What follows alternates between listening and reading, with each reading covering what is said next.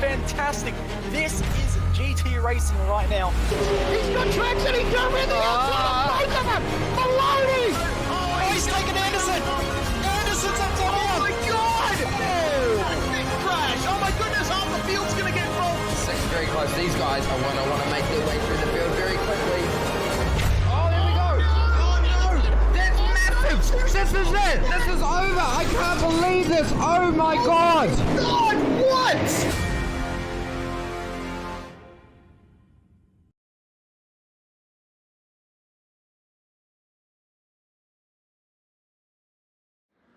We arrived today at the mountain. We're in Bathurst, the famed Mount Panorama circuit for round 5 of the Australian Turbo Touring Car iRacing Series, the penultimate round of the championship, being contested at one of the world's most grueling and demanding racetracks. There's no doubt about it. Someone will walk away today disappointed and licking their wounds, because when the mountain bites, it bites hard. Who will conquer it today? Let's find out live on Simspeed TV. My name is Ryan Jones. Alongside me is Cameron Dance, and Jay Kennedy is behind the scenes. Let's take a look then, Cam, at our track today. Many of us Australians should know this like the back of our hand, but tell us a little bit more about it. Yes, absolutely. The 6 kilometre circuit around what is actually public roads, for those who don't know. It's a rather interesting scenic route, and yeah, it's comes to life as a racetrack every now and then throughout the year. Although if you're in sim racing, it's a little bit more common of a racetrack, but nevertheless, it is a absolutely amazing circuit and one that you just drive and go, "That was crazy." It's up there with the likes of Le Mans, the Nordschleife, all those sort of tracks. It's one of those tracks where you go, you have to respect it, but at the same time, you have to drive it hard to get the pace out of it because you can't leave anything on the table. And especially in these cars where you're talking hundreds, if not thousands of a second difference. Yeah, 100%. Let's look at the championship standings too, because it's quite the fight. Thomas Hinds leads by 3 points, which is 3 positions on track, over Scotty McQueen. 9 points back to Ferraris, 10 back to Harlow, 14 to Sweeney. They're probably the 5 drivers that can still win the championship. You'd say Jarek is probably a little bit too far back there, 27 adrift. In saying that, though, Jackson Harlow has failed to show tonight, so his championship most likely done, and it becomes a 4-horse race between Hinds, McQueen, Ferraris, and Sweeney. And it's going to be incredibly tight today, that's for sure. Yeah, it most certainly will be. Everybody will be all hands on deck trying to score maximum points. And with that points gap, it's really, really tight. All it's going to take is one DNF or someone to make a mistake, and it'll be all over. That's for sure, because there's not a lot in it. And yeah, it's just a mere matter of positions between those top 4. Teams Championship as well, looking like a 2-horse race. Prologue, React, Esports, 34 clear of Eclipse Sim Sports there in second. And the gaps continue to get longer and longer the further down that list you go. And thank you, Isaac. It reminded me in the YouTube chat, this is a bit of a teaser and a taster for the TCR 500 Enduro in November, in real life. Yeah, it actually is. That'll be a rather interesting event. That one. I know there was one not that early. Well, it was later in the year last year at Spa, which was quite an interesting concept to begin with, but it actually seemed to go quite well. So, will be interesting to see what happens down under here and with the pretty solid field in the TCR Australia series. It'll really mix things up, I reckon. Most certainly, qualifying currently underway as always when we start the broadcast here for Australian Turbo Touring Car Series. We have 3 laps for these drivers to complete out there. I don't know whether they're actually going to get all 3 laps in, Cam. Certainly if you make a mistake and have to reset to the pits, you definitely won't. It's a 2-minute 17-ish lap time, so call it 2 minutes 20 seconds. Only 10 minutes to get it done, so it's definitely really tight. You got to include the outlap in there as well. The fact that we're 5 minutes into the session and haven't seen a time set yet certainly shows how long it takes to get around this track. It looks like Rakoga with the first driver to set a lap. Yeah, so far no one has settled that, but like you said, if you include the outlap, it's about 4 laps that they get in total. But yeah, it's not exactly the shortest lap that they get to do on this calendar this season. So yeah, really don't think everybody's going to get 3 laps in. They'll get at least 1 lap in, but they probably won't get 3, but should get 2.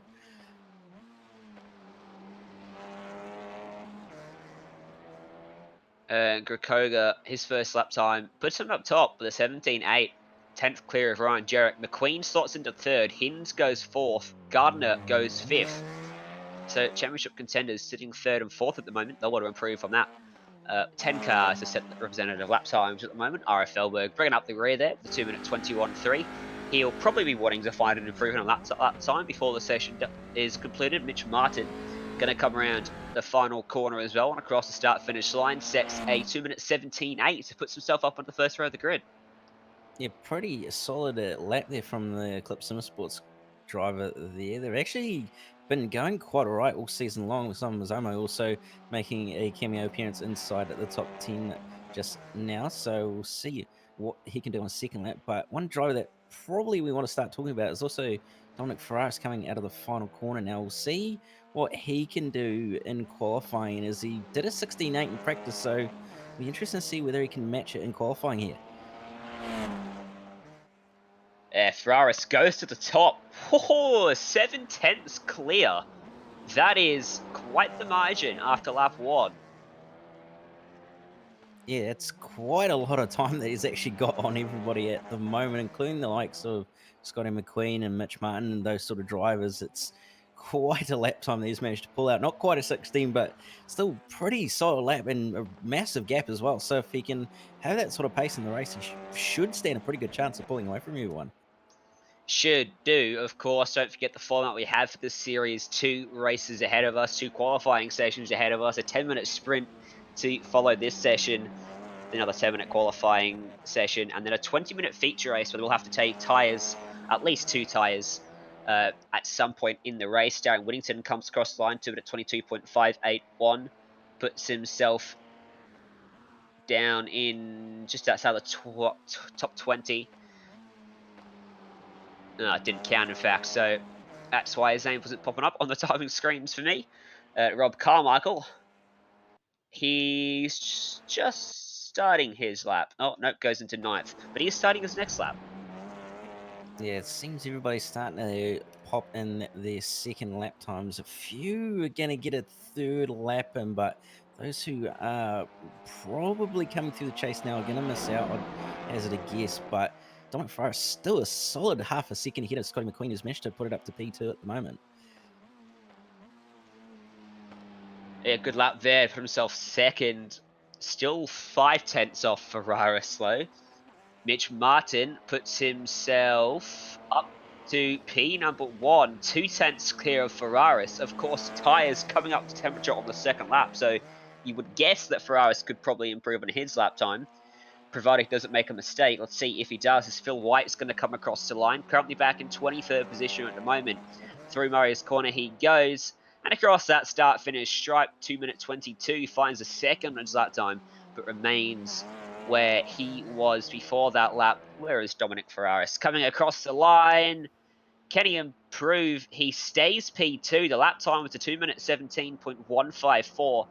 400 to drift of his previous best, and he's not going on with it to complete lap 3. Hamish Cleland, another driver that has opted to opt back to the pit lane. A few drivers just seemingly giving up after the second lap here today. Yeah, well, there is the slight problem of everybody's against the clock with how long the session is and how long the outlap is as well. So you've kind of got no point in trying to start the next lap if you've already buggered your second lap and you're running out of time. So it's really a bit of a risk versus a reward for a lot of these drivers, especially those in that championship hunt, because you don't really want to make a mistake. No, certainly. Jason Markowski in his new ski, making it second race today. We talked about it last time out. Currently back in 22nd at 2:19.933. Puts himself back into 21st and goes straight back to 22nd as Chris McPhee props up ahead of him. Yeah, so Martin Turner, what's he?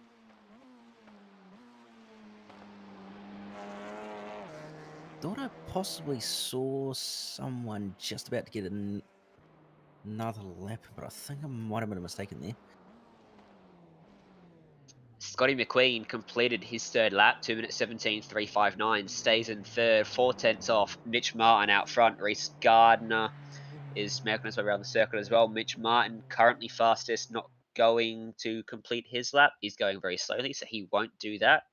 Let's go through the starting grid then. Here at Mount Panorama, Mitch Martin starts on pole. Dominic Ferraris alongside him. Scotty McQueen, Martin Turner start 3rd and 4th. Ryan Jarrett from 5th. And Tim Krakoga start 6th. Row 4 occupied by Thomas Hinds and Reese Gardner, while Mitch Dean and Dean Ross start 9th and 10th. 11th and 12th on row 6 will be Sam Ross and Rob Carmichael, followed by Brock Cadday and Hamish Cleland on row 7. Simon Mazomo, Darren Whittington on row 8, followed by Tommy Sontachun Evening, and gents. Bruce Ross in row 9. And then Welcome rounding out the to top 20 on row the 10 second will be last Dean round Mattel and of the Ashley TCR Norman. series. Obviously, Bathurst here tonight, guys. 21st If belongs there to is a big Cruz pile-up McVie. and you're 22nd, involved in Jason it, please Markowski. wait Ross and Dallin, stay Cameron still Cousins start and let all 23rd the and other cars 24th. pass before you start going, 25th, or you can 26th, tow the choice of yours. Please don't Ira try and pull Felberg out and on the Thomas track Cool. while other cars are 27th coming belongs to through. Phil White, ahead of Benjamin We will not be calling the D'Alia. safety car in Bentley this Sweeney race, will so turn around please out the make top sure you are 30. keeping as quiet as Their possible, field guys. rounded out by Good Ryan luck and enjoy. Kolstad, Bradley Wingard, David Leslie, and Brad Gallant. Although, as I check over those names, Wingard and Leslie definitely racing. Brian Kolstad is the official race control for this series, and Brad Gallant's been given admin privileges, so I think he might be giving him a hand tonight up in there. As we just quickly cast our eye over the weather conditions too, it's 27 degrees out on track, which again, as is with the case for most of the races in this series, nice cool track temperature, plenty of grip out there for these drivers, and only expected to do about 5 laps in this 10-minute race. Yeah, so very short race. So literal sprint race in this one with it being so few laps. But at the same time, it's really going to be interesting to see what the draft's possibly going to come into play in this, because there's that massive run down Conrad and also that massive run up Mountain Straight as well. So draft is going to be at play every bit of importance, as is also making sure that you don't lead on that last lap either. Certainly, the final cars getting up on the circuit now as the 2-minute clock winds down. It's going to be Mitch Martin from pole. Ferraris alongside him. Championship rivals start 2nd and 3rd. Thomas Hins all the way back in 7th as we go underway here at Mount Panorama. And that's a good start for Mitch Martin. Ferraris not going to be able to get alongside him into turn number 1. Top 3 single file, 3 wide. A big dive there from Thomas Hins, making early ground. And now going to get a push from Ryan Jarrett down Mountain Straight they go. Someone in the grass in the background making contact. That was Dean Ross. And they're 2x2 here for, 5th on back. Led by Thomas Hins, trying to defend from Jarrett. Turner trying to defend Gardner. Dean Ross attacking on Rob Carmichael as they make their way through Griffin's Bend, and all of them come out the other side. Yeah, good heads-up driving by everybody to sort of not really force the issue through Griffin's Bend, although that said, it is quite hard to go 2x2 through at that corner and not lose out on the outside, but nevertheless, everybody seems to have sorted themselves out. That top 2 is really broken, top 3, sorry, is really broken away from them. Yeah, they have. They've had a very good run through the mountain. Of course, Conrad Straight is going to offer up plenty of opportunity as well for slipstreaming battles down into the chase, and probably one of the best spots to overtake is there's a car on the wall. Cameron Cousins, that was just before the big old oak tree up there at the crest of the mountain as we make our way down the mountain now. This incredibly hair-raising ride, twisting and turning away down to the very bottom of the track. And oh, who was that? Getting right out of shape through the dipper. And that's a massive cars led by Tommy Sonta-Chun. That's not very good. Somehow they've all managed to sort themselves out. Running a little bit wide there is Darren Whittington. And he's going to come under pressure and make contact, in fact, with Ashley Norman. And Norman's got nowhere to go but to the rear end of Sonta-Chun's machine. And it's a drag race down Conrad straight into the chase. 3 cars vying for the same spot on the racetrack. Bruce Ross as well, right up behind him. I'm hearing them all bounce off that limiter very early on, and they all make their way into the chase and sort themselves out nicely. Clean lap so far from everybody, and also I did see that Sonta-Chun actually did hit the wall at the dipper as well, so that was why there was a big check-up, but somehow he would get away with it somehow and not actually fall any further back than he already is. So really not too bad of an effort there to keep the car in one piece like he did, but nevertheless that battle up front really still close as it can be. Yeah, Mitch Martin trying to shake the draft here of Dominic Ferraris. Scotty McQueen's gone with as well, so it's a 3-car fight. 6/10 covered them at this finish line. Bathurst is unique too in that sense, Cameron. The start and the finish are not actually the same thing. We've got a replay up on the screen here.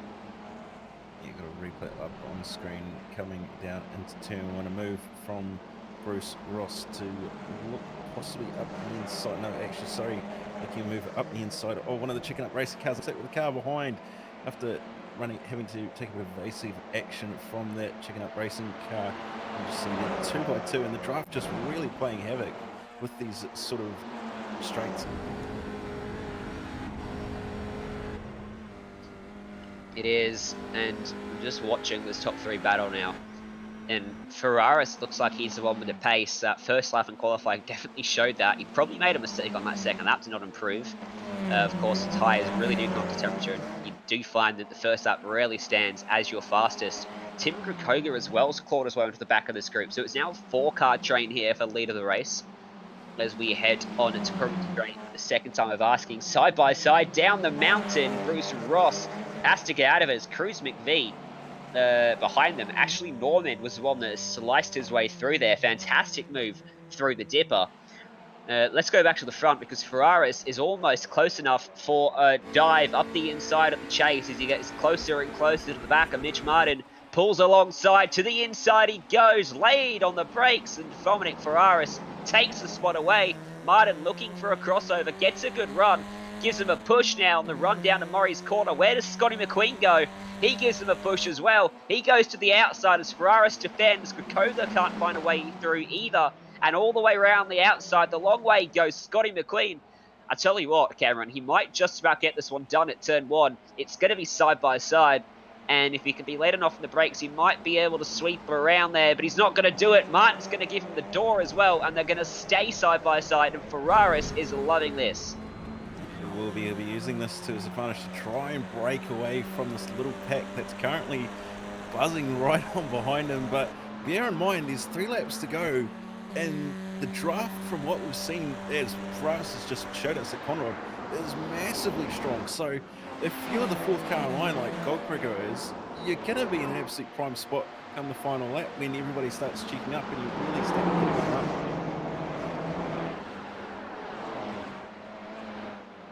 They do, and I tell you what, Martin's really holding up everyone here.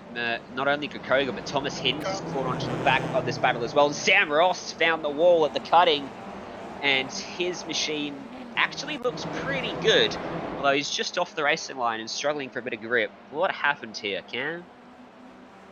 It would appear he's gone probably just a bit too quick into the cutting. Actually, he's made contact with that chicken up racing car and unfortunately bounced off the concrete wall. It doesn't appear he's got too much damage to the car, but looks like he's actually managed to get too much, so he's managed to take that one back to pit lane, unfortunately. So really unfortunate for him, but nevertheless, there's been some really good racing so far.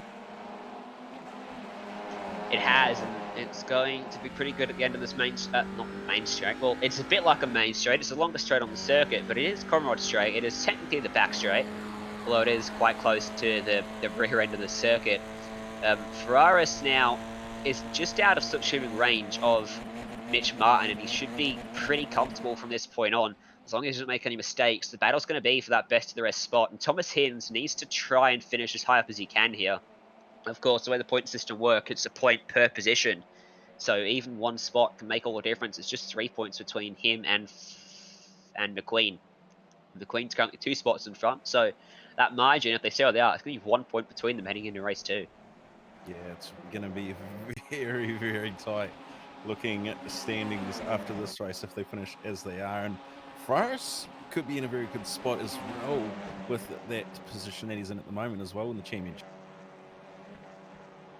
He's got a replay of Simon Mazzomo making contact at the chase, and it's not what you want to be doing Nez with Hamish Cleland, unfortunately.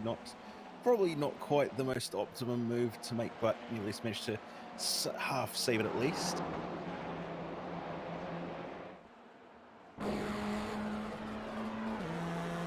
Thomas Hinds going to try around the outside here of Tim Krakoga. Contact, and he keep it out of the wall just about. That was incredibly tight. And Tim Krakoga is coming under a lot of pressure from the championship leader, almost pushing him up across the top of the mountain. We go now through Reed Park. And as we head towards McPhillamy, Thomas Hinds is just going to have to be patient here and just sit in behind him and wait for the opportunity to arrive, because it's not going to be anywhere from the cutting all the way down towards Forrest Elbow.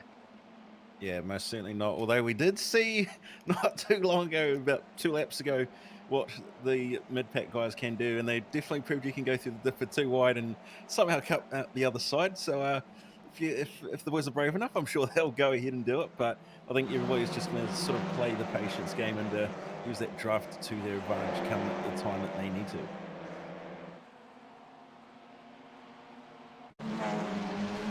Yeah, certainly. Will, just having a look at the gap now. Mitch Martin's just opened it up a little bit to Scotty McQueen.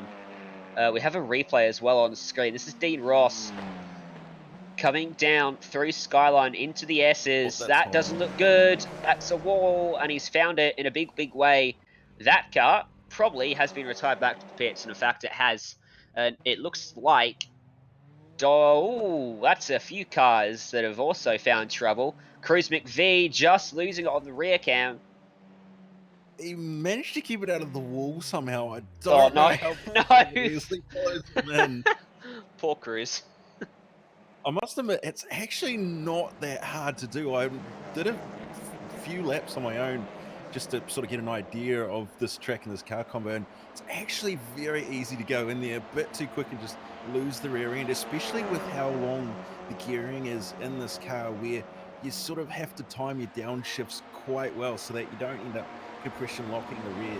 It's really, really easy to do, so really unfortunate for those guys, but once again, it is one of those cars where it's a little bit of patience can help in the end.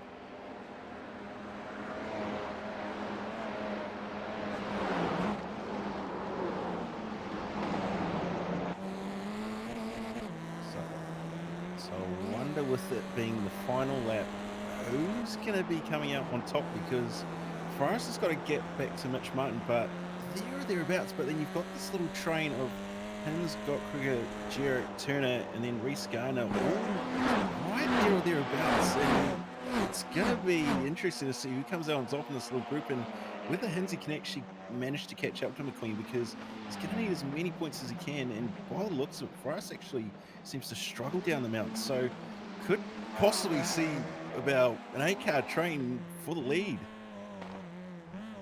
Yeah, we could here. I don't know whether Martin's close enough, though, to get the best slipstream effect down Cormorant Straight. How desperate he wants to get if he does get close enough. I think he's probably just a bit too far back here.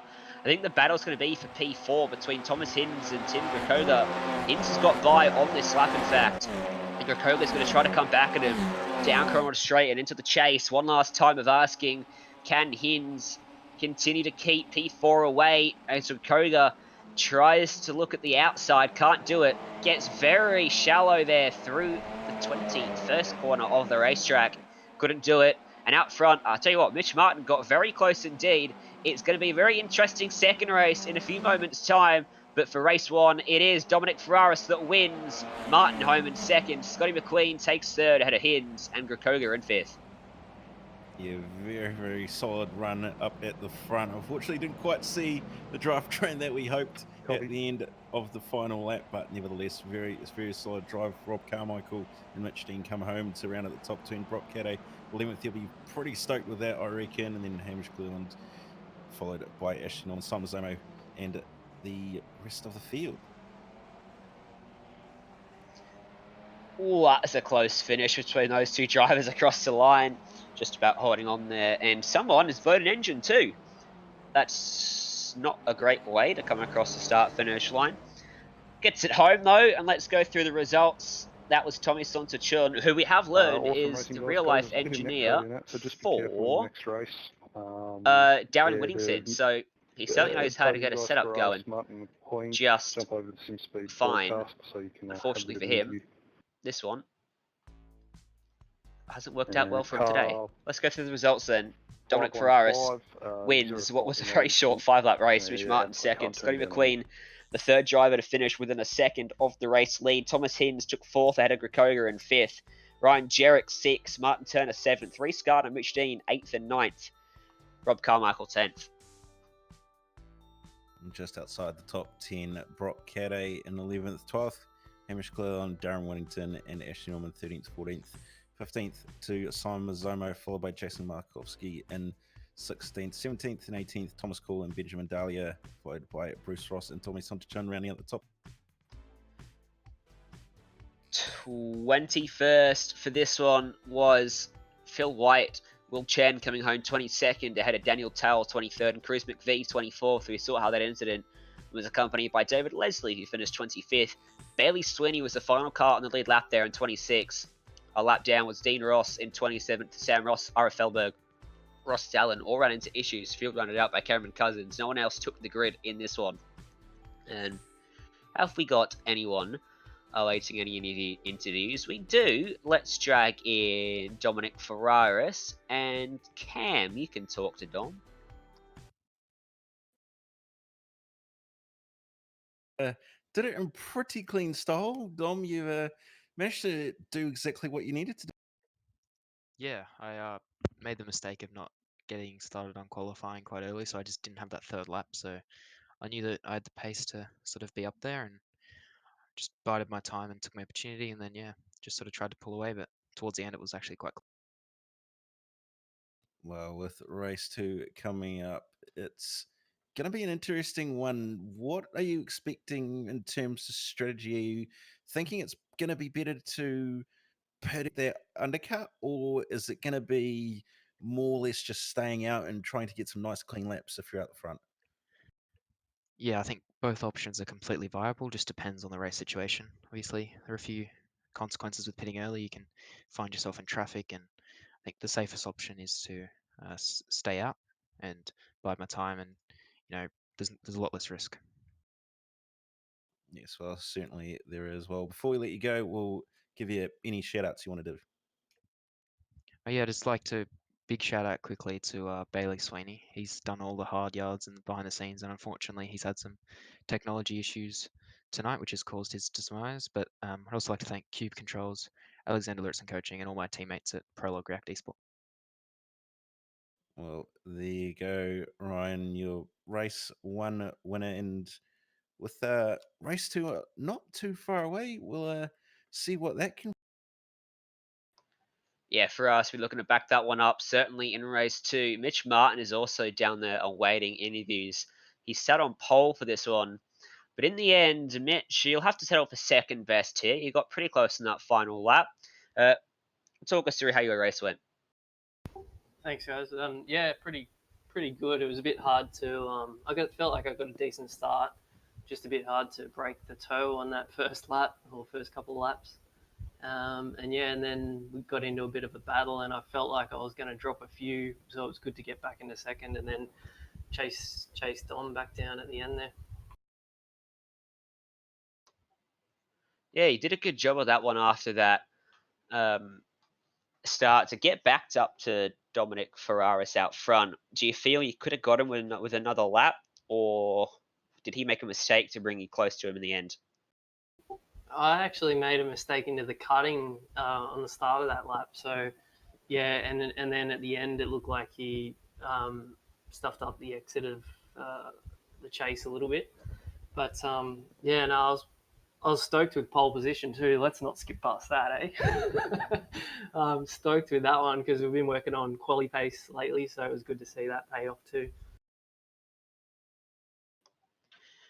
Yeah, worked well for you today. You've got another race coming up, 20 minutes in length, that one. So you should be able to, hopefully, claw your way by Dominic Ferraris or qualify on pole and stay ahead of him this time. Are you confident heading into race number 2, strategy-wise and otherwise? Strategy-wise, I'm just going to wing it. I'll just see what happens, play it by ear. But yeah, go for pole again. That's for sure. That's a target. All right. Well, good luck in that one, and we wish you luck. Hopefully, talk to you after race. Cheers, guys. So Hinsey leads championship by a whole single point heading in to race 2. 3 races left in the championship. Let's go to a break. When we come back, we'll have qualifying for the second race coming up just after this. iRacing, you wanted the best, you got them 4 abreast. Often imitated, never duplicated. The greatest show on dirt, the World of Outlaws.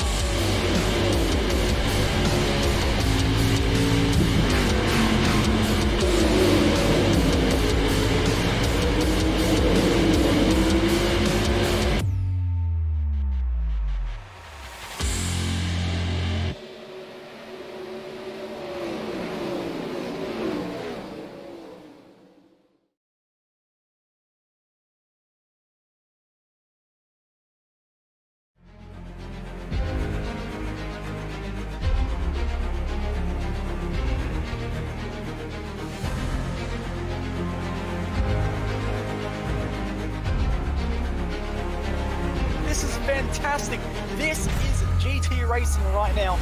He's got traction, he's got everything outside of both of them. Maloney! Oh, he's taking Anderson.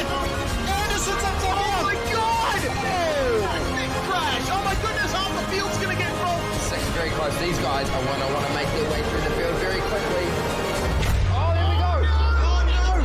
That's massive! This is it! This is over. I can't believe this. Oh my God. God, what?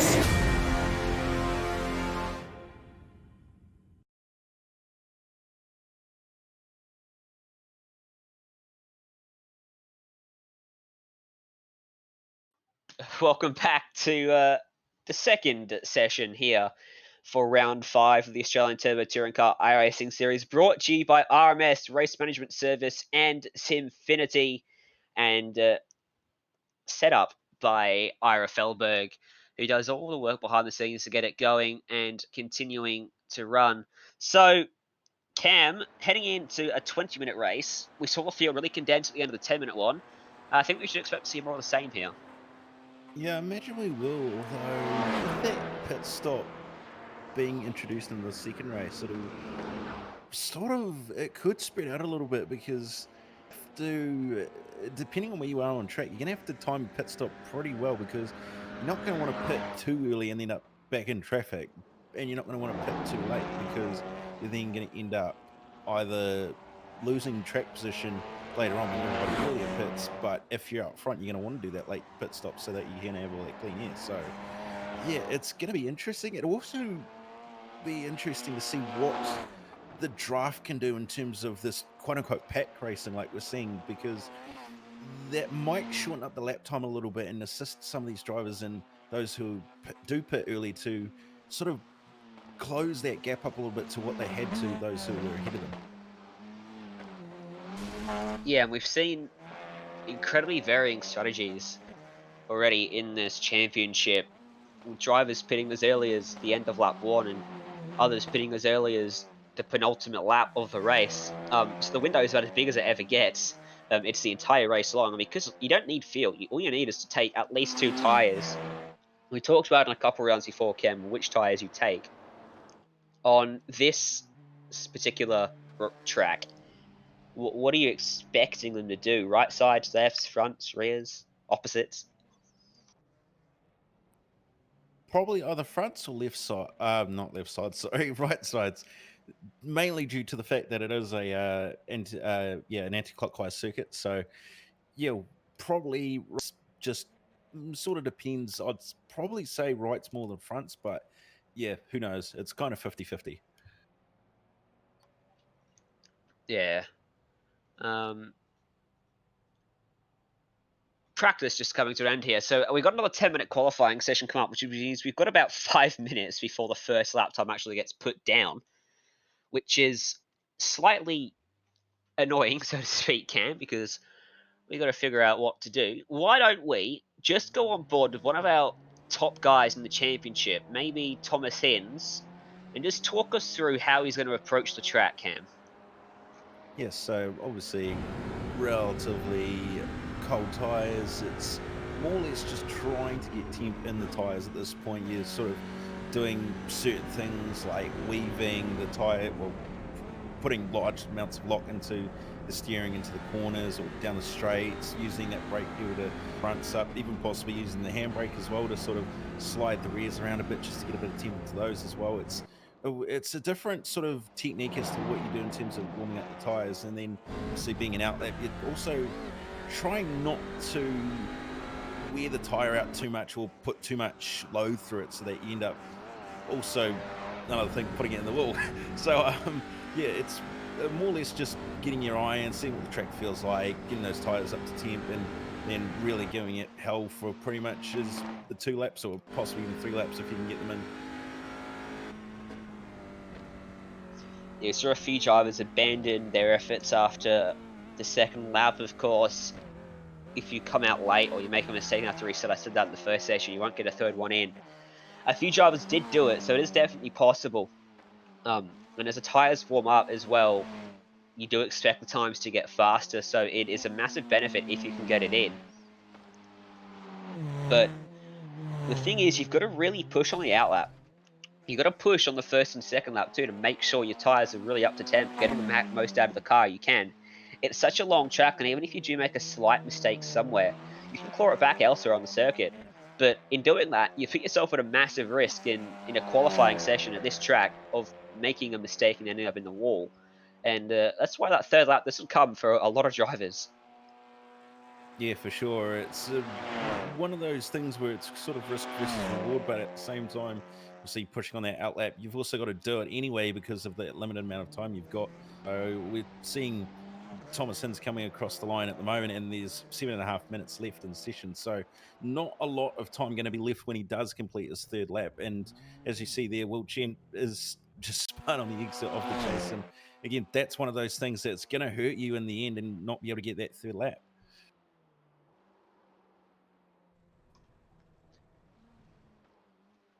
Yeah, so just a bit too deep by the looks of it. A lot of wheel hopping as well when he ended up going around. So yeah, just one of those things that you really sort of can't afford to do, but at the same time, it's actually a bad thing because with some irony, it does actually get heat in the tires.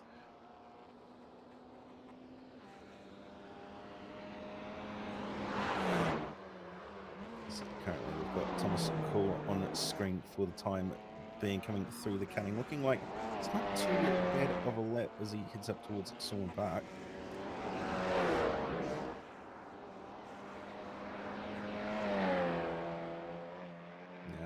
Down towards Metal Grey, you can see really getting up against that outside wall, using the exit curb, being right up against the concrete, pointing through McPhillamy Park onto Skyline. And a little bit up on that curb, it's a bit of an aggressive curb, but not too bad, and getting as close as he does to the wall before heading down through towards the dipper, and using pretty much the majority of the track by the looks of it. So like it's going to be a pretty decent lap time, I'd imagine, heading down towards Forest Elbow. And you can see on board as well over the top of the mountain, it's quite bumpy as well for these cars. They do tend to hop around quite a bit when they're off the throttle, so it does make it a bit of a challenge down the mountain especially. But heading down Conrad straight now, pretty much maximum 6th gear, and surprisingly these things do actually hit the limiter as well, so it sort of all does come down to you run out of Forest Elbow, and you can see just before the turn and hitting the limiter for the shift point before hitting the brake pedal to come into the chase, and he's actually run a bit deep and off the road as well. So really does show in qualifying how easy it is to make a mistake. But at the moment, Thomas Hinds now coming down towards the start finish line. Is he going to be able to put a solid lap in here? He comes across the line for us with a 17.1, while Hinsey goes to P5 with an 18.7. So not that great of a lap, but again, it's the first lap, so pretty reasonable times coming in though.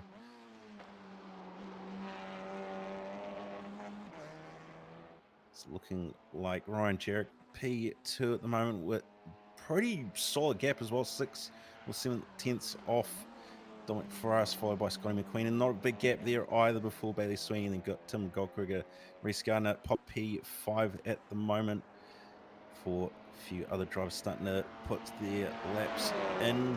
Will Chen didn't set a lap. Darren Whittington coming across the line as well, not going to set a lap. Simon Mazzomo in the chase, coming through the final few corners now under the Armorall Bridge before heading down towards Murray's Corner. What can Simon do here?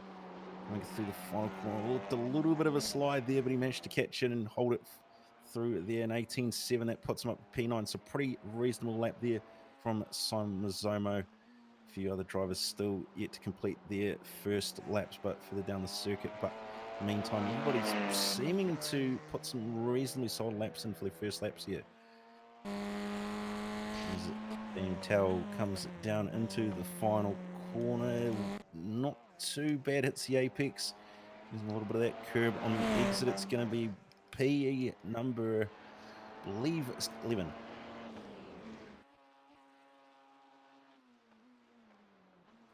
Thomas Hens all the way back in P10 as well.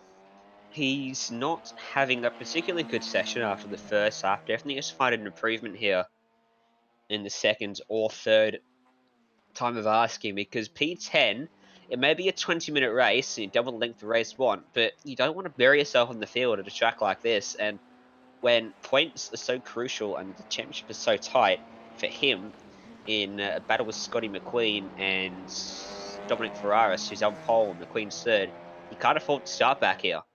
He's only got a point ahead. He's only got a point in the championship lead, and if it stays as it is, he's going to be losing by about 6 points heading into the final round. He comes across the line, a 2-minute 18 flat, puts himself up into 6th place. It's a little bit better. Back to 7th immediately. Want to improve as Grekoga goes 2nd as well. Yeah, just saw Jarek as well just finish the lap and put himself P3 with 17.3. So starting to close the gaps up between the top 3 and, in fact, the top 5. Bailey's 17.2. So still yet to see someone break into the 16s, but probably guess Dominic Price is at least going to have a solid crack at doing it here.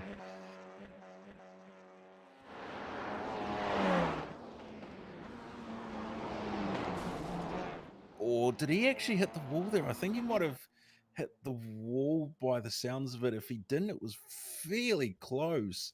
Oh no, he actually does look like he hit the wall, so possibly hasn't validated his lap, possibly not.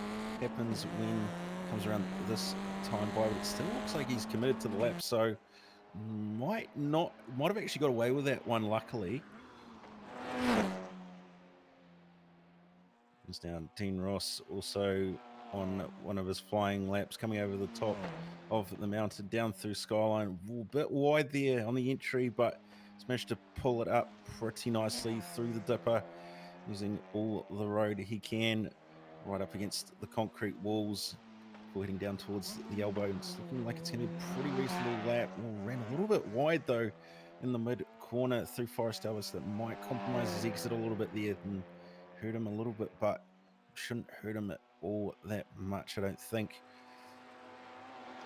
Dominic Ferraris out in front, only on the racetrack compared to Dean Ross, but on the timing screens too, it's not as big of a margin as it was at the end of lap 1 in qualifying 1. He's got about a 10th and a half over Tim Grekoga. Mitch Martin's only back in 5th at the moment. He hasn't had the session that he had in the first one. Whether he can find an improvement on lap 3 though, I don't know. Dominic Ferraris has abandoned his lap and come out of pit lane, so he won't improve. Mitch Martin as well is not going to improve on his effort. Ryan Jarek into pit lane. Bailey Sweeney, Tim Grekoga comes across the line, improves, but not by enough, only by 9 thousandths of a second. Bailey Sweeney, he's a distant hope in the championship. He didn't have a particularly strong first race, but if he can bounce back in race 2, you never know what may happen. Heading into the final round of the season, as he comes out of the final corner and across that line, a 2-minute 17.34, so won't improve, stays 3rd. Yeah, Reese Gardner coming across the line now and puts himself P9, so pretty solid lap there from Reese to move up the order. Benjamin Daly moving up to 26th as well. David Leslie making an improvement, I believe, as well. With those sits the order. Rob Carmichael making an improvement. I believe there's no one else starting. Yep, that's the field here for race 2. Let's go through it then. Dominic Ferraris on pole. Tim Grekoga starting 2nd. Bailey Sweeney, Ryan Jarek occupy the 2nd row of the grid ahead of Mitch Martin, Scotty McLean 5th and 6th. Thomas Hens, Dean Ross start off row 4th. 9th and 10th. Reese Gardner, Martin Turner is race control. Chatting away in the background. Mandatory pit stop in this race. you must take a minimum 2 tyres. I know how long So it takes race to take 2 control tyres. just If you go letting below that mark, the you will be drivers know receiving a that they drive-through must penalty. take 2 Good luck, tyres, guys. and that Have they fun. do know when they take 2 tyres as well. So just good message for the drivers. But going through the rest of the grid, Mitch Dean, Simon Zomo, Tommy Soderchun, Ashley Norman, Chris McPhee, Rob Carmichael, Brock Cadday, Daniel Tell, Bruce Ross, Sam Ross. Then we go back to the rest of the order: Jason Markowski, Ostellon, Hamish Cleland, Ira Felberg, Thomas Cole, Benjamin Dahlia, Cameron Cousins, David Leslie, Phil White, Will Chen, and that is your field. Yep, 30 cars going to take to the green here for race 2. And what we've seen so far in this series, what we saw in race 1, should be another good one. I'll tell you what, the last race didn't even feel like a 10-minute race. And the track temp is a degree cooler this time round, so virtually the same. Yeah, the last one didn't feel like a 10-minute race. It felt like about 5 minutes. The way this track is, it's really frantic stuff. And I think race 2 is going to go much the same, as everyone grids up, just waiting on the last few drivers. That clock will tick over to 2 minutes. And these cars that are incredibly tricky to get off the line, they're front wheel drive, so you get very interesting sort of wheel spin. And if a car in front of you has a poor start and you try to go around them, your car's gonna just react very awkwardly, and it's not going to be particularly pleasant. Such are the quirks of getting front wheel machines off the line. As the 2 minutes ticks over, the revs will rise and the green flag will fly. We're racing here once again. A very even start from the top 2. A poor one from Bailey Sweeney. Jarrett's going to pull fully alongside him, and Mitch Martin's going to try to find a way through as well, which won't happen as Scotty McQueen just tucks in behind them. And oh, who's that? Who's off into the gravel in the background? That was Mitch Dean. Sorry, it was actually Martin Turner that's found the fence as well. Gets it pointed back the right way, but losing a lot of time. And now Sweeney's on the defensive line as Jarrett tries to go all the way around the outside at Griffin's Bend. You cannot do it there at turn 2 around the outside. And goes with the crossover. Brilliant move there from Jarrett.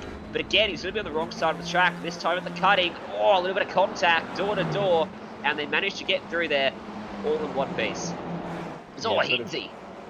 Yeah, Hinsey with a big move there, and a bit of jostling as well further back in at the field, all going 2 by 2 as well. And Scotty McQueen managed to get the move done on Thomas Hins as well. So another position for one of your championship contenders, but also did just have a look back at that incident between car 26 of Martin Turner. Did actually make a bit of contact with him as well, so that is why that incident happened. So unfortunate for Reese, I'm probably going to be copying a penalty for that.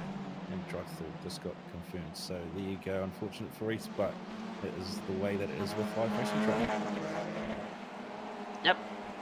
Safety consequences sometimes. Unfortunately for him, he's going to have to go all the way back in the field, and that's going to severely put a damper on his efforts today. As we head down Conrod Straight for the first time then, here in the second race, Mitch Martin very close in front of Scotty McQueen, who's tucked firmly up in a slipstream. We saw on board there from Brock Cadeye, who's got Ashley Norman right up behind him, as how the field all fights for each other's draft down this long straight. Norman will not be able to find a way by. They're all smashing that limiter so early on.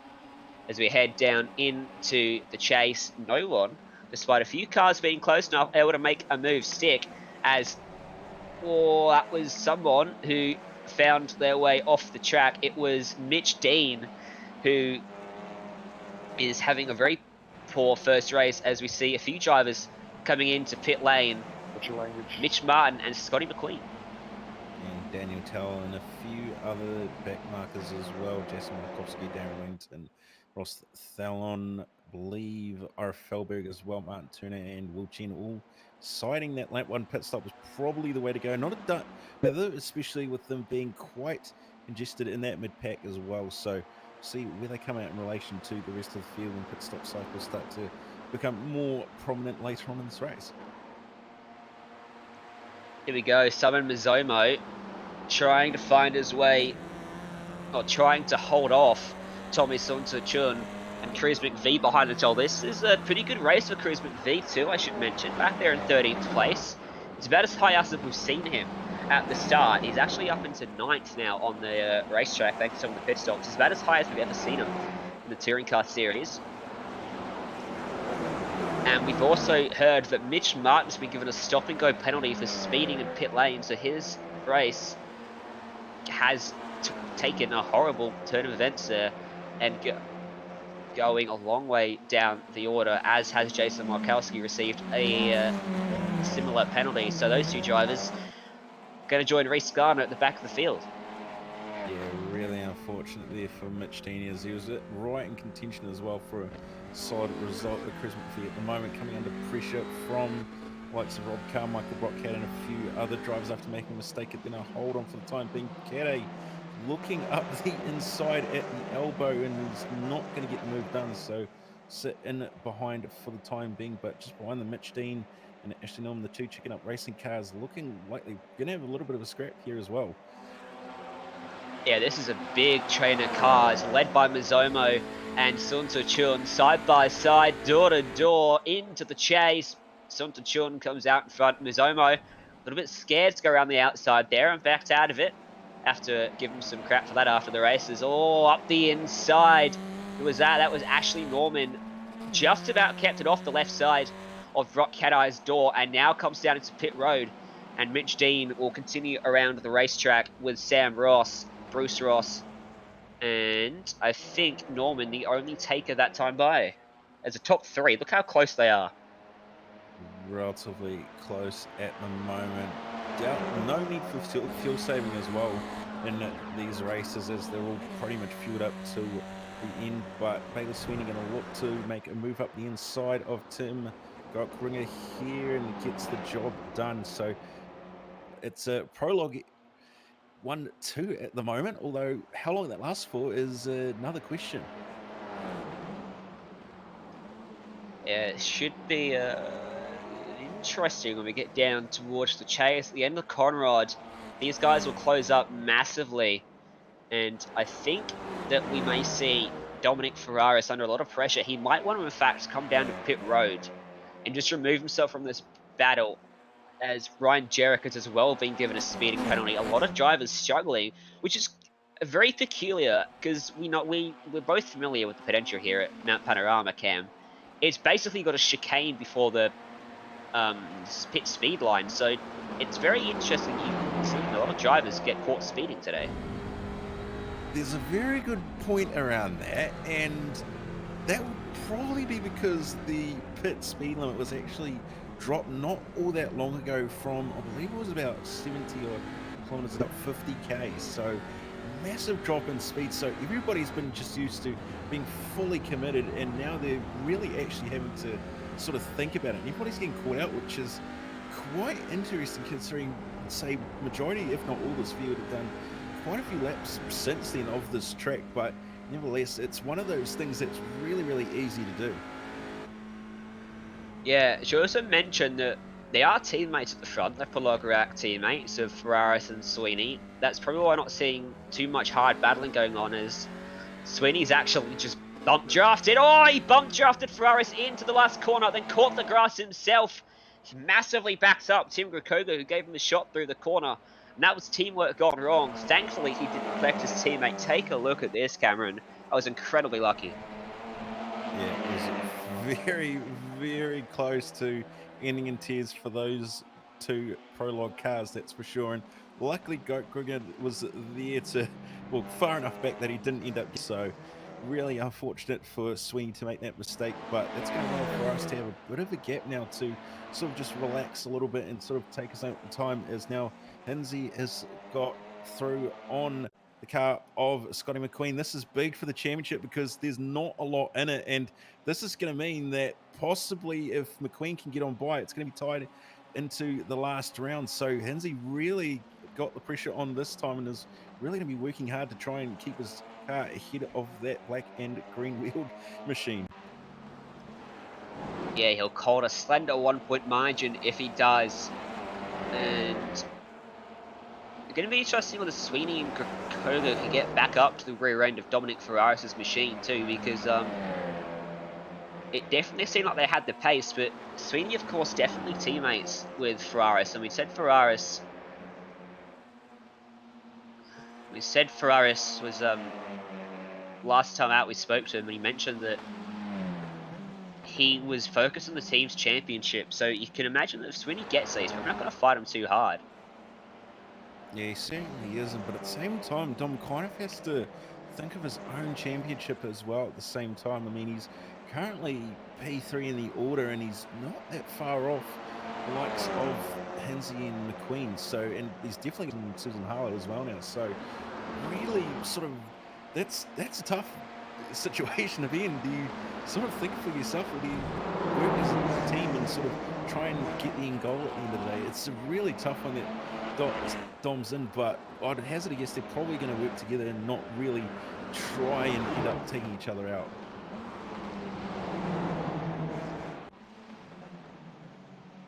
So we've got a replay on screen, a back live, sorry, as you see Cruz McVee pulling into pit lane and one of the chicken up racing cars as well following in. Oh, nearly contact. I think there possibly was between Mitch Dean and Cruz McVee, but luckily they both managed to come into pit lane to get their pit stops sorted. A few other cars following in behind, so starting to see a flurry of pit stops starting to happen, and I'm really going to start to see this order shaken up a bit more.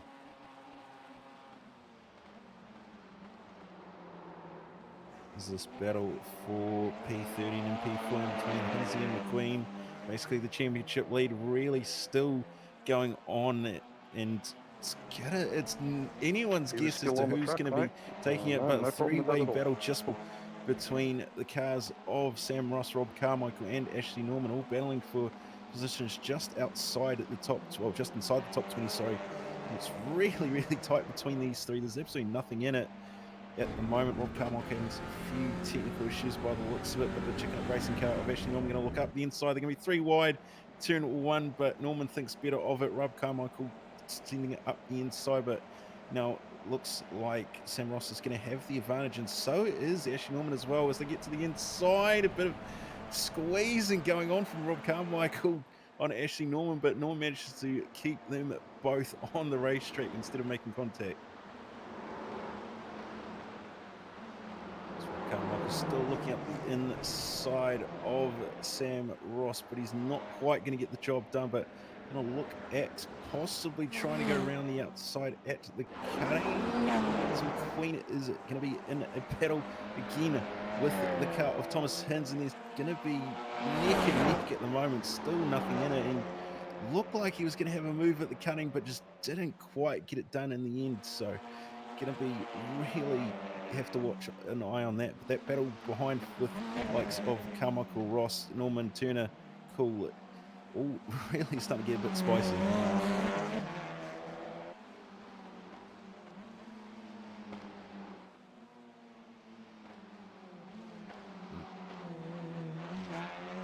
So hearing that Hinsey is the lead car that has pitted already, so Hinsey in a really good spot at the moment for what could possibly be a win here if he can match the pace of the leaders. It doesn't look like he's possibly going to be able to. There's a few tenths off what the likes of Ferrari, Sweeney and Goldkrieger are all doing, but at least be keeping his championship hopes alive and also keeping his championship rival at bay in the shape of Scotty McQueen. And you just saw it's really, really close there at the chase, but not quite able to get the move done, but going to be right on the tail heading into Murray's corner.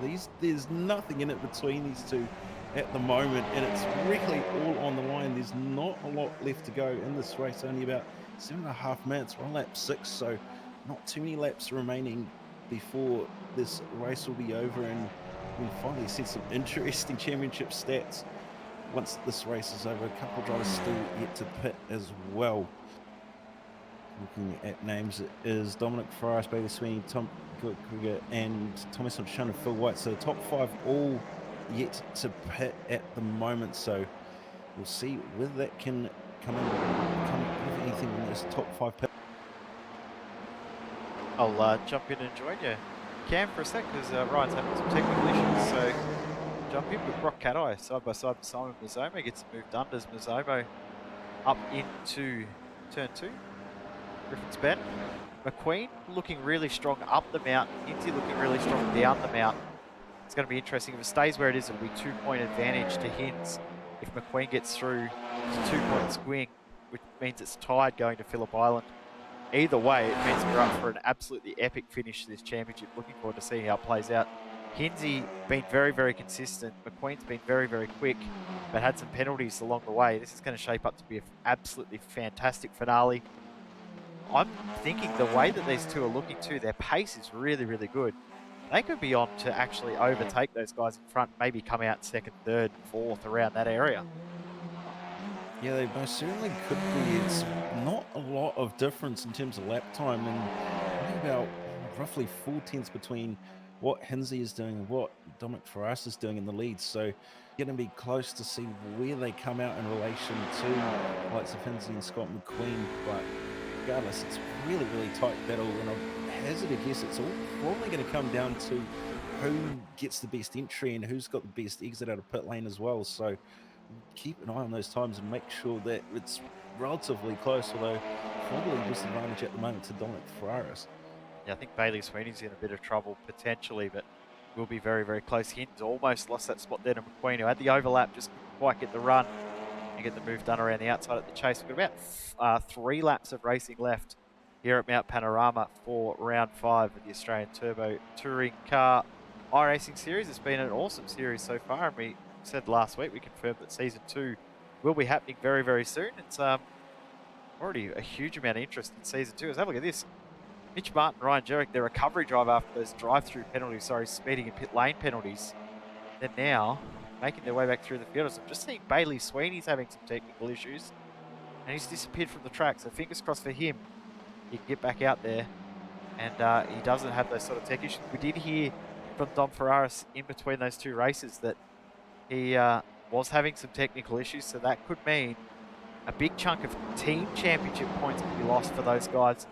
We said they were leading the team's championship, but tonight they wanted to capitalise on this bad performance from Eclipse, but Eclipse will be licking their lips in the thought that Bailey Sweeney might be going to have a bad result. Yeah, I don't think it was technical issues, Jay. He's actually had a hit massive the wall. moment. I've got it back and at the look, and he's actually hit the wall and metal grate, and then bounced straight to the inside wall and made an absolute mess of that car. Going to be a mess in that car and that team's championship as well. So you can just see he's just run slightly wide and hit that wall. Oh, Pretty wow. much from that point, game over. That was actually a very heavy impact there, wasn't it? So, I just saw him disappear off the timing sheets. I thought that he may have had tech issues, but no. So, yeah, that's a disastrous finish. And as I said, that's really, really positive for the Eclipse guys in keeping that championship close for the team's title fighters. Darren Whittington around at the worst possible spot you can go around on the circuit. Looped it at the dipper, but he's going to recover that. A little bit of damage to the front. RFL gets through just. Watch out for Mitch Martin. Oh, the Eclipse guys. Oh, just got out of the way. Good job from Whittington there to avoid an issue. Only 1 car left to pit. That's Phil White. He's driving in now. Ferrara, Scout Roger, and Sonsa Chun are all in the pits. So let's see where these leaders come out in relation to Ferrara. So he said that Bailey Sweeney was in trouble. This wasn't the trouble we were expecting. He's now out of the race, and Hintz could steal second position away here. Tim Gaukroger out, so it looks like it's going to be 3rd and 4th for Hintz and McQueen. Big change in the championships. Pretty much just going to leave these 2 as contenders coming into the last round next week. Yeah, it most certainly will be, and it's actually quite a bit of a quicker stop than Hins for Dominic Ferraris as well, and also Gaukroger about 2 to 3 seconds than McQueen and Thomas Hins. So one of the interesting stops there, and also quicker stationary time as well by a little bit, which is fascinating considering they pretty much all took the same amount of service. So possibly a little bit of imagination here, possibly some form of missing their box, who knows. Yeah, Australia not quite lining it up straight, or, a little bit too far forward, a little bit too far back, making it a little bit tougher for the pit crews to get through. I just think Martin Turner's had an issue. Griffin's Bennett in the background, you can just see Hamish Cleland around, and also Thomas Cool around. The Clellans had an issue, and then I think Bull's gone out in sympathy coming through. That's a 77 of Phil White, who's just come out of the pits. He's made contact. We're not going to get a replay at the moment. We're going to stay live because Scotty McQueen is right under that rear wing of Thomas Ince. 2 laps to go. This is on. Yeah, most certainly is between these two, and also just looking, it looks like a bit of contact between Cool and Cleland happened with a possible overtake, but nevertheless this battle between Hins and McQueen is really starting to spice up, running out of time. These two drivers to possibly try and get something out of the top two ahead of them, but also possibly running out of time for Scotty McQueen to get a move done, as well. As you can see, pulling out from the draft down Conrad Straight. They're going to be side by side, and McQueen's going to have the inside for the kink of the chase, but Hins is going to have the inside for the actual corner ahead as Hins goes as late as he dares on the brakes, and no contact made, but McQueen's going to get that position. Great move from McQueen as Ferraris will cross the line. White flag in the air. This is the final lap of the race. Hins around the outside of Murray's corner. No way, he's made it work. How did he do that? He's done that on... I don't even know how he's managed to do that. Looks like McQueen's almost let him through by. Unless there was a little bit of contact and there's been a redressive position that we've missed. But I didn't think there was contact at the chase. I thought that was all clean. And then Hins getting that done around the outside, but they're racing at it again. So maybe there was something that we didn't quite see. It wasn't quite as obvious to us. Here comes Hins defending this position. This is going to be an incredible last lap. Yeah, most certainly is. And on the outside, nearly contact McQueen with relishes at the position, so we're slotting behind. It's not necessarily going to be a silly thing to sit on the lap and just be patient till you get to Conrad to make a move after the chase, but we'll see what happens regardless. It's going to be a very tough fight. They've left nothing on the table at this point with only a handful of laps to go, and they're still turning it on this final lap. Yep. It's ended up being that 9-lap race that we predicted, so these guys absolutely put on a show throughout these laps. He's just with the advantage at the top of the mountain here, but we said a few laps ago that Hins looked really strong across the top. That's changed. It's gone a complete reverse. And now McQueen's looking stronger across the top.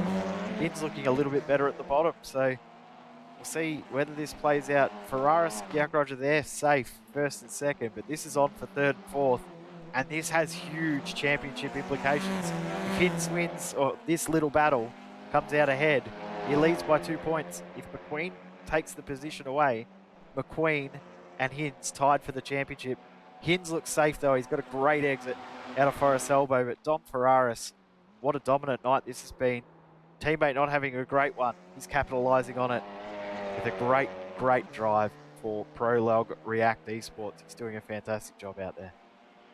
Yeah, he's done an absolutely awesome job all night long to pretty much lead from lights to flag all night long and take both race wins. He'll win race number 2, followed by Tim Gotkrieger, but also this battle for P3 is pretty much over. Hinsey is going to win the first set match between these two and will hold on to the championship lead for the time being. Dean Ross is going to just hold on from Simon Mazoma for P1s.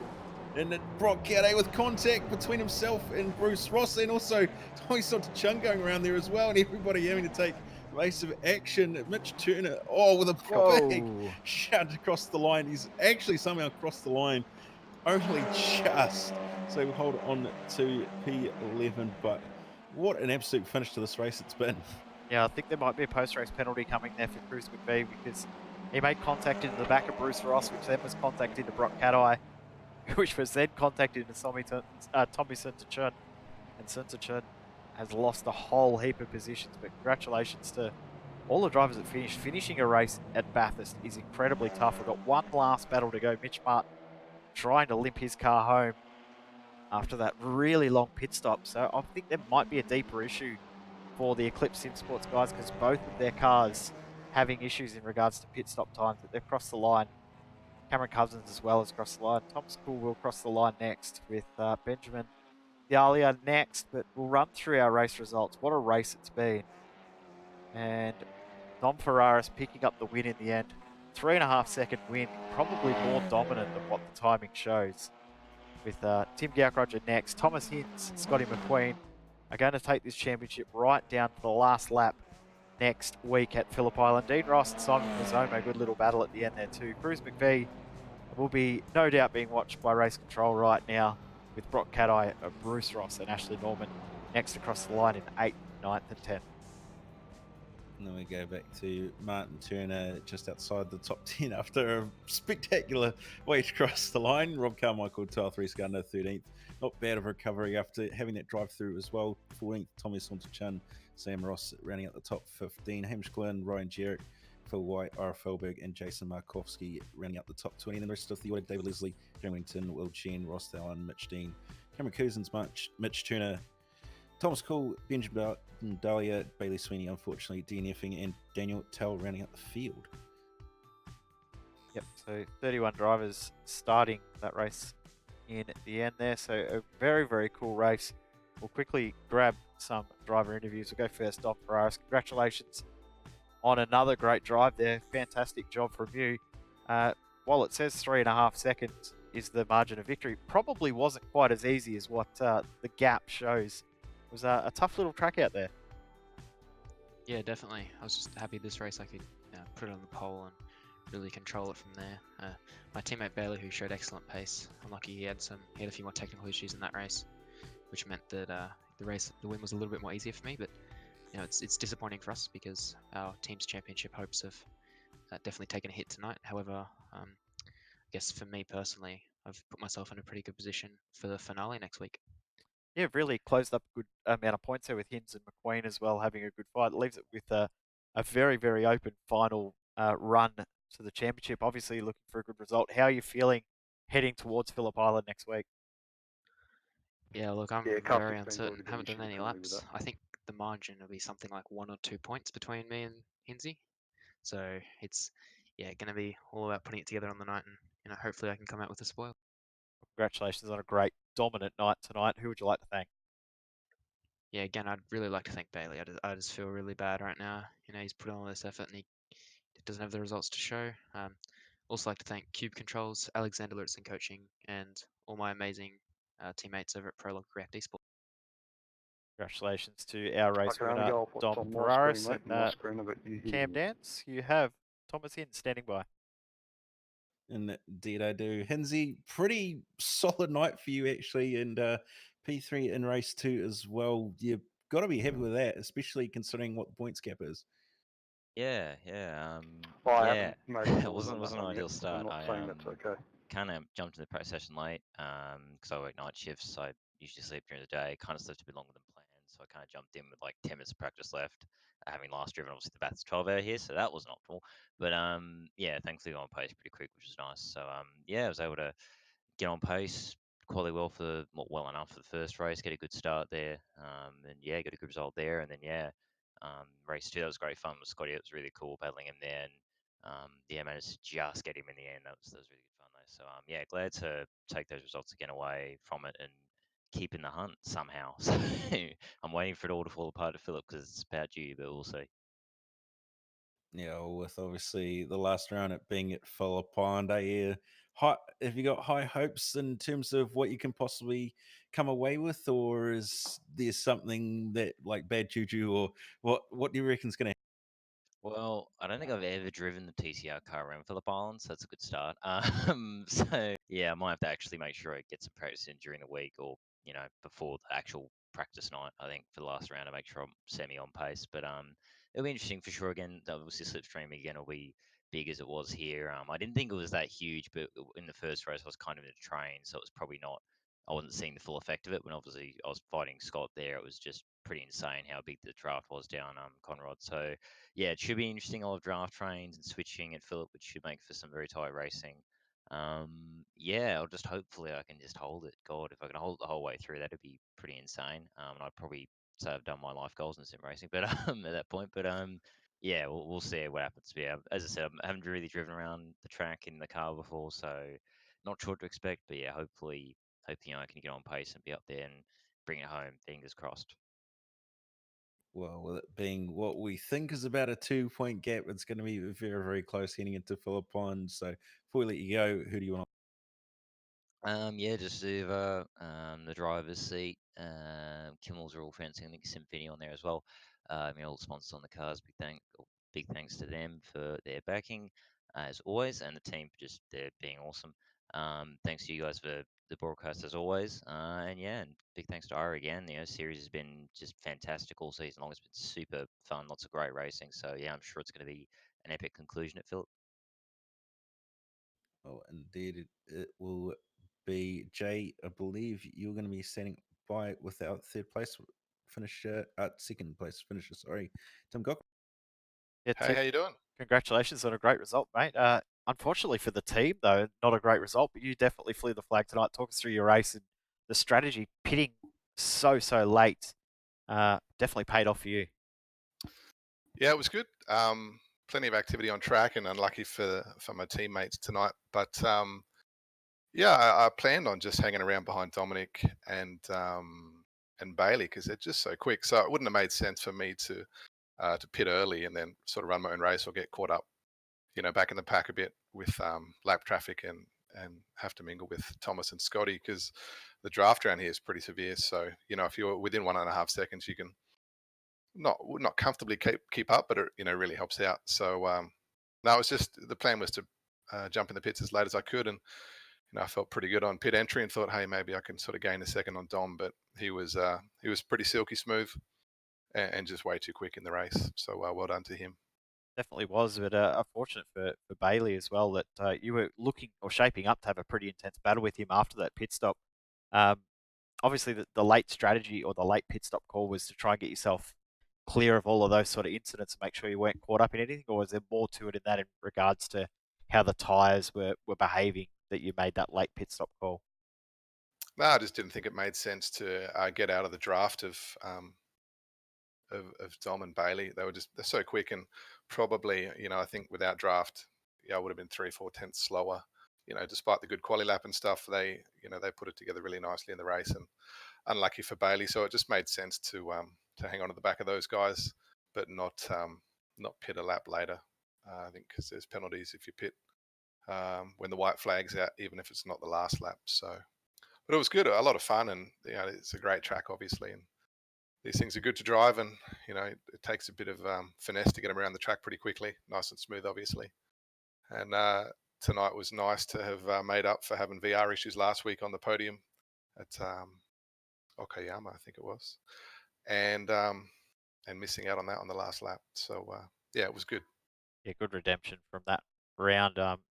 Phillip Island next week. We haven't seen you do the full championship, Mr. I think 2 rounds, but we'll hopefully see you on track at Phillip Island. Thoughts on getting to the island and how the championship's shaping up for those around you, especially your teammates as well. They're still in with the fight for the team's championship.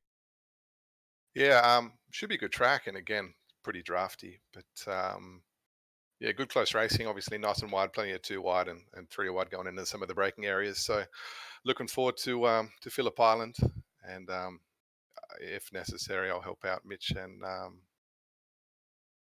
Ryan. So we'll just see what happens, and hopefully get on track during the week. Bit of practice, work on some setup. But of course, I got to say thanks to Mitch for that. He's a bit of a gun with the setup, and Ryan and I were off the pace early in the piece, in the practice, and he came on and gave us one he worked on, and it was infinitely better than what we had. So thanks very much, and hopefully we can have a good showing at Phillip Island next week. Well, congratulations on a great result. Anyone else you'd like to thank while you're here? Ira for hosting the series has been great fun, and of course Simspeed, thanks very much for getting on board and promoting the series and hosting the race. That's our pleasure. Congratulations on a great result. P2 for Eclipse Sim Racing is Tim Gauck, Roger. So we go, Cam, we're 1 round away from the finale of this championship. It has flown by 5 rounds, 10 races, and we've seen so many different so many different winners and battles and drivers that have slowly progressed their way through the field as well. It's been great to see. I think Phillip Island's going to be a really, really good finale. I think we're going to see 2 different winners at Phillip Island as well. Yeah, most certainly. It's been an awesome series so far, and Philippine's only just going to turn it on that little bit extra as well. So really, really looking forward to seeing what happens at Philippine and also crowning a champion, whether it be Thomas Sins, Dominic Ferraris, or possibly Scotty McQueen. Who knows? We'll have to wait and see, but it's going to be a very, very close battle, that's for sure. Make sure you do keep up to date with everything going on in this series by liking the Australian Turbo Touring Car iRacing Series Facebook page. Also, make sure you do like our Facebook page at Simspeed TV. Also on Twitter at Simspeed TV. On Instagram at Simspeed TV. And also subscribe and like the broadcast channel here on YouTube as well. On behalf of myself, Jay Kennedy, who's jumped in to help Ryan Jones and also Cameron Dance, we thank you for watching. Our next broadcast will be Friday for the Australian Gander Truck Series, and then Saturday, the biggest race for the oval side on iRacing, the Daytona 500 live here on Simspeed TV on the iRacing Esports Network. Make sure you do tune in 1 p.m. Australian Eastern Standard Time on Saturday. That is 9 p.m. Friday night if you're in the States, 3 p.m. if you're in New Zealand. It's going to be an awesome race, Cam. I know you're going to either be watching or racing. It's going to be some great fun. Bathurst. It is basically Bathurst. The Daytona 500 is the biggest race for the oval side, give or take. Some people will probably say the Indy 500, but for me, I think Daytona 500 is the biggest one. Yeah, most certainly. It's one of the big ticket events on the oval side of racing, and yeah, really looking forward to seeing how that goes. I might give it a crack myself, but we'll see what happens. Well, thank you very much to everyone for tuning in tonight. We will see you next week for the finale of the Australian Turbo Touring Car Series. Big thanks again to Race Management Service, RMS, and Simfinity, and everyone behind the scenes for their hard work for this series. We thank you for watching, and we'll see you next time.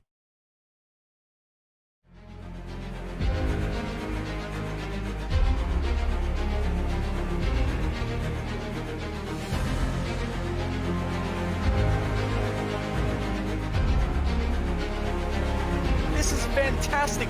This is GT racing right now. He's got traction, he's got everything outside of both of them! Maloney! Oh, he's taking Anderson! Anderson's up to him! Oh my god! Oh! Big crash! Oh my goodness, half the field's gonna get rolled! Second very close. These guys are want to make their way through the field very quickly. Oh, there we go! Oh no!